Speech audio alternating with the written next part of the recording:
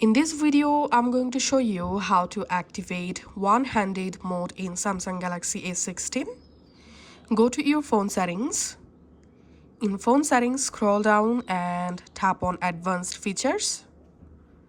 Here you will find one-handed mode. Just enable this. Now tap on one-handed mode. Here you can select gesture or button.